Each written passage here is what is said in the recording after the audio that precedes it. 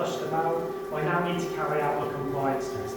So compliance testing is testing the components of the VA device itself. So check valve 1, the relief valve, check valve 2, and make sure that they open within the correct parameters as set down by the aid document. So high side valve to test drop 1, sorry, high side hose to test drop 1, low side hose to test drop 2, bypass 26.3, don't need that at the moment, and high bleed and low bleed flush valves. So I'm just going to clear the last readings. So close high side, close bypass valve, close low side, close high bleed, low bleed. So with the customer supply on at this moment, I now need to flush the test kit. So what I'm going to do first is low side flush, then my high side flush. So I'm going to open up test drop 2, open up low bleed, 2 full turns, and allow the water to vent through. I'm then going to do the same with the high side. So I'm going to open up test drop 1, open up the high bleed, 2 full turns, and allow the water to vent through. Once I'm happy all the air's out, so the high bleed hoses and low bleed hoses are static, they're not moving around to take any air, I'm then going to ask permission to shut the downstream customer valve. Permission granted, I shut the valve, allow it to settle, then I'm going to shut high bleed. Noting my gauge has gone up, then I'm going to shut the low bleed.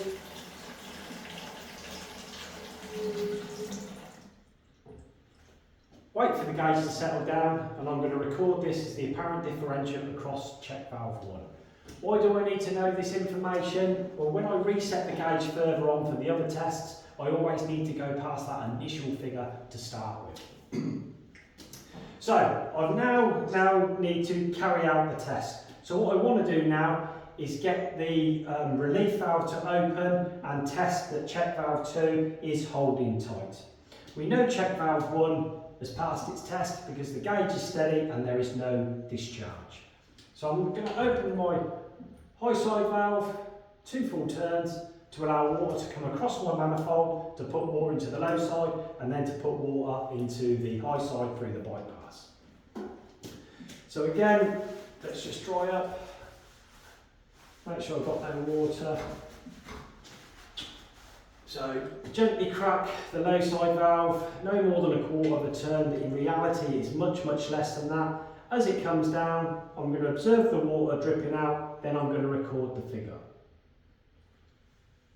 So once it starts coming down, wait for it to start dripping. Once it starts dripping, close it back off and record that figure. So that's opened up, the relief valve opened up at 15.8 kPa, which is greater than the 14 kPa that it needs to open up at. Okay, so that's that test carried out. So with the high side valve still open, 2 full turns, what I now need to do is put the high side water into zone 3.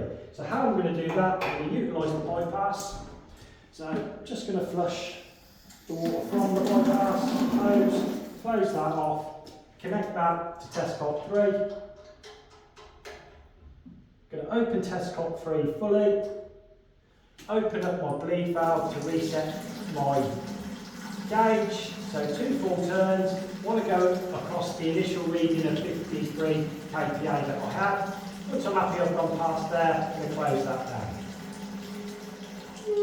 Then I'm going to open the bypass 2 full turns, which is going to enable high side water to be pushed in and test that check valve 2 is holding tight.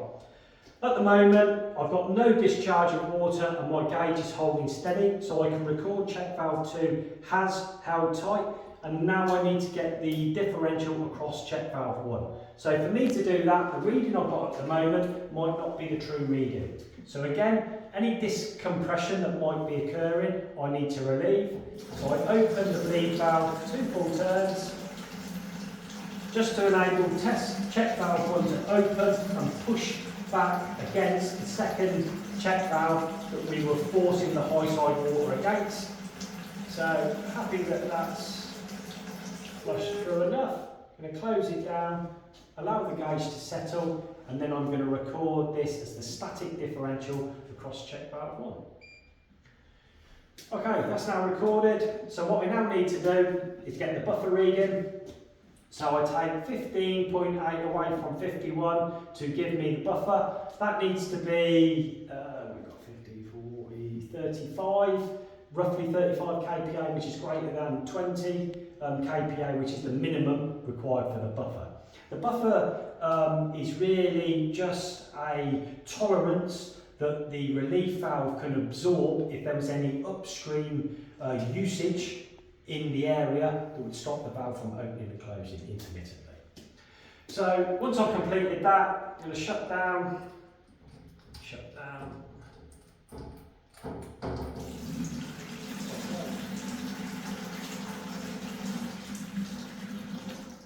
So I just need to get the differential across check valve 2.